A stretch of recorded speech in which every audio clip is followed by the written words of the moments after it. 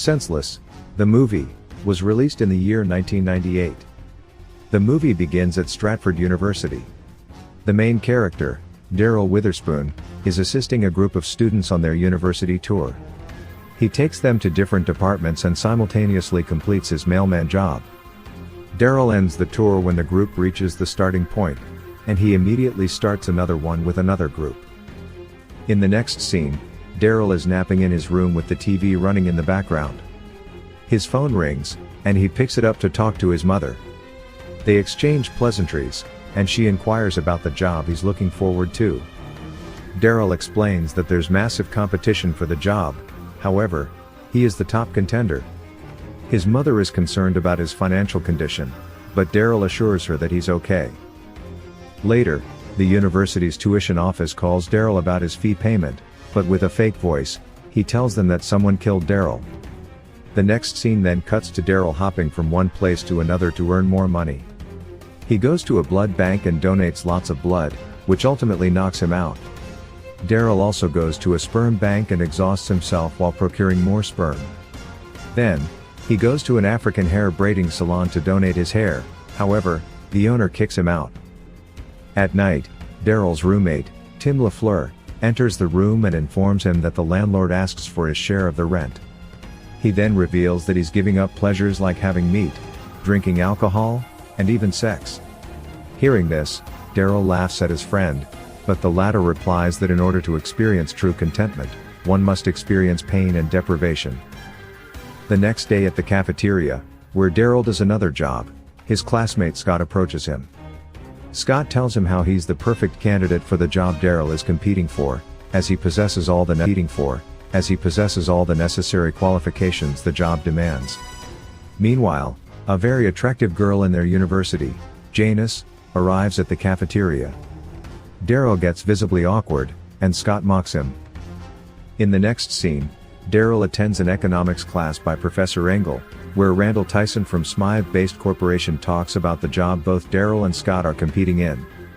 He then explains the qualifications needed for the job: a perfect GPA, involvement in social gatherings, athleticism, and a link to the company, all of which Scott has. He mentions that the company will choose a winner from 5 finalists. After this presentation, the professor begins his class, and a debate occurs between Scott and Daryl on the same topic. The scene then cuts to an ice hockey rink, where Daryl asks his coach to give him a chance to play to qualify for the job because Daryl has never played. The coach disagrees with the idea, even though Daryl keeps pressuring him. Daryl then pleads with his roommate Tim, who is also the captain of the hockey team, to convince the coach. Unfortunately, when the coach gives him a chance as a stopper, Daryl cannot save one goal and gets hit by the puck several times. Tim approaches Daryl in the next scene and shows concern about his financial situation, but Daryl assures him. While cleaning the campus ground, Daryl finds a pamphlet with information about a seminar in the neuropsychology department, and he takes the opportunity to earn some extra money. During the seminar, a lady tells them about a new drug that can heighten the 5 human senses to a new level. However, the students begin to leave the workshop as she explains the side effects of the drug. By the end of the presentation, Daryl is the only one in the room napping. He agrees to the test without listening to the complete information for the sake of extra cash. He goes to Dr. Thomas Whedon's office, where the doctor explains the drug to Daryl. Daryl needs to inject 6 cc's of the drug into his buttocks every day before bed. He also warns Daryl about the disorientation he might feel during the initial usage. Daryl then goes to a KZ frat party the following night for the sake of adding new qualifications to his resume. He meets Janice again and asks her out, to which she agrees. However, he asks Scott to pledge him as a Kappa. Scott denies, telling him that he doesn't fit in, saying everyone else in the fraternity is boring. Daryl gets hurt and leaves the party. Once he reaches his room, he injects the first dosage of the drug. Frustrated with his situation, the following morning, Professor Engel starts distributing question papers for the exam. As the exam begins, Daryl begins to experience the drug's effects otherwise unnoticeable. The sound of pencil, watch ticking, chewing, and the light reflected from the classmate's diamond necklace start to bother him. He gets visibly uncomfortable as his facial expression and body language change. He explodes from all the reactions, and when the professor asks him to stop, he displays Tourette's symptoms. Daryl gets frustrated with the situation and goes to Dr. Whedon with complaints. The doctor assures him that the drug is working and the discomfort will subside as Daryl's neural pathways adjust to the medication. He also advises him to exercise his senses to gain control over them. Daryl is in a bad condition as he cannot control his senses even after blocking those sense organs. He's also disheartened because he could not make it as a finalist for the job. Once Tim leaves the room, Daryl tries to control his senses and can do so. He can now shift his focus from his ordinary sense to his superpower sense. Daryl is a kitchen staff for the university's program in the next scene, where Smythe-based is celebrating with their finalists. Although he's not a finalist, he uses his heightened senses to impress the panelists, to Scott's dismay. The panelists make Daryl the 6th finalist for the job competition. Later that night, Daryl goes to the KZ frat house, and the board members pledge him as a Kappa, even though Scott tries hard to stop it. While celebrating his success, Daryl sees Janice going inside a restroom with her friend Tanya through his super hearing. He learns that Janice wants an intelligent, caring, and down-to-earth guy. Once they get out, Daryl greets them and, in an attempt to impress Janice, uses his sense of smell and compliments her scent. He offers to drop her in her room and uses the opportunity to get to know her. When they reach her room, Daryl and Janice make a plan for dinner. Meanwhile, Tim sees Daryl using the injection at their apartment and assumes he's become addicted to drugs. The following day, Daryl skates skillfully and impresses the coach. He also sees a puck flying in their direction and catches it before anyone gets hurt. The coach is stunned and lets him on the team. This time around, Daryl saves every goal, surprising everyone and impressing the coach. The scene then cuts to an inter-college ice hockey match. The commentators express that Stratford University has a horrible history with the game. The game begins with Daryl as a stopper. As his team keeps scoring, Errol stops their opponent from making one, and eventually, Stratford wins the game for the first time in history. The celebration begins, and everyone praises Daryl. In the next scene, he goes to the Smythe-based office for an interview. He listens to Scott's interview, and once Scott comes out with Tyson, Daryl fills in the information Scott had missed earlier during his interview. Daryl tells Tyson that he can exceed the board's expectations for the job. Tyson informs him that the board will make the decision 5 days after the final competition and gives Knicks game tickets to Daryl so that he can spend some quality time with Bob Bellwether, another board member. He also wants Daryl to impress Arlo Vickers, a potential client of their company. Daryl agrees to it confidently. Later that night, Daryl cooks for Janice, and they enjoy a good dinner. Again, he impresses her, quoting Langston Hughes, whose poem Tim is reading in the other room. As Janice kisses Daryl, he releases very quickly, disappointing her.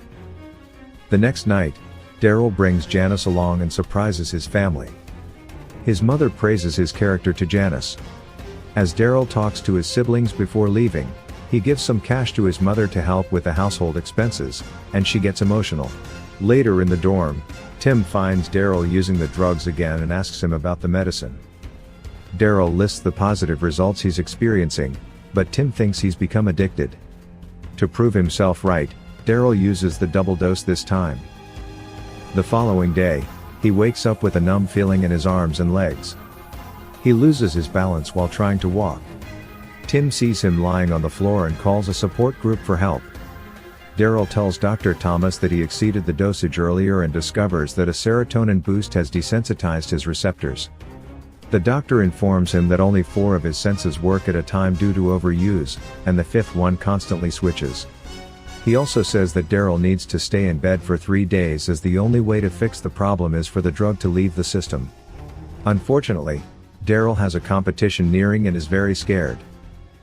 The scene cuts to Madison Square Garden for the Knicks game. Daryl sits with Tyson and Bellwether to watch the game. As Vickers arrives at the location, the game begins, and Daryl starts to feel uncomfortable. First, he stops hearing and mistakes everyone standing up for the national anthem for a chance to get beers. Once he returns, his eyes get blurry, and he sits in a different seat, talking to himself. Vickers finds the situation amusing and keeps laughing. His eyesight returns, but a player throws Daryl to the court for insulting him. The date doesn't go as planned. Fortunately, despite the crisis, Tyson informs Daryl that they're still getting Vickers' account as they return from the game. Later, Tim sees a girl going into their room and runs to inform the support group. Meanwhile, the girl Lorraine, Janice's sorority sister, flirts with Daryl. However, Daryl has a problem listening to what she says. When his hearing returns to normal, she starts to kiss him and get intimate. His eyes get blurry slowly, his body starts to go numb, and he cannot feel anything. Lorraine is disappointed as she doesn't see Daryl getting aroused. As she leaves, Janice enters the room to find Daryl lying on the floor in his underwear. She gets upset and leaves. Meanwhile, Tim brings some medics to the room, but Daryl has already passed out. They try to give him an epinephrine shot, thinking that he's overdosed, but Daryl wakes up before they can. He confronts Tim as he lays out his concerns about Daryl being an addict. Daryl tells him the truth about the medicine, but Tim is not convinced. Later, Daryl goes to the Kappa house to see Scott making a punch. Scott offers him a glass, and he drinks it. Everyone is shocked to see Daryl gulping it down without a problem, as they know it has a pungent taste. However, he ingests it quickly due to the lost sense of taste. Scott then accuses Daryl of being the weakest link for the fraternity.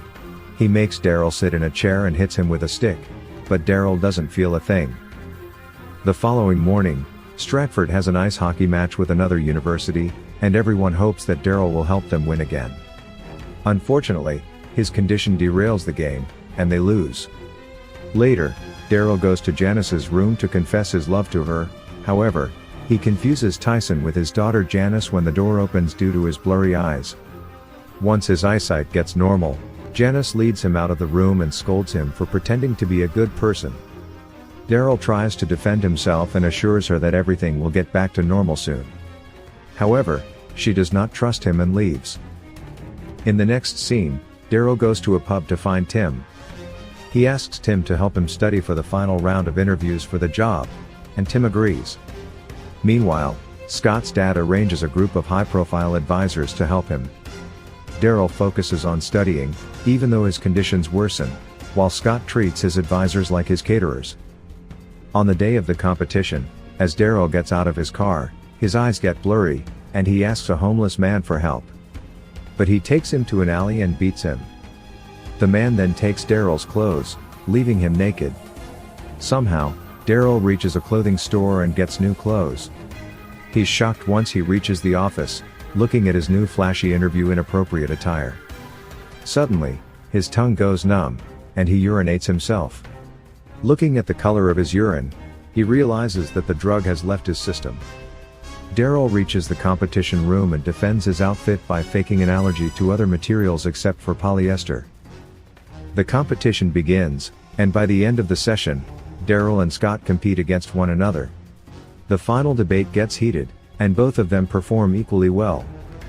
Professor Engel asks them a question for the tiebreaker, but Scott fails to elaborate on the answer. Fortunately, Daryl presents the solution very well, and Tyrone offers him the job. However, Daryl feels guilty and says that he's come all this way by cheating. He confesses to taking medicine and how he used it to become the finalist. The revelation shocks everyone. Daryl tells the whole story to his family and friends. Tyrone gives him a job at Smythe-based small room and encourages him to work his way up.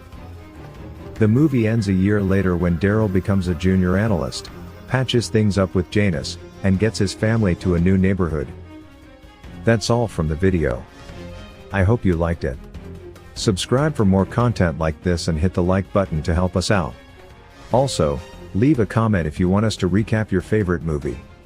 Until next time, take care.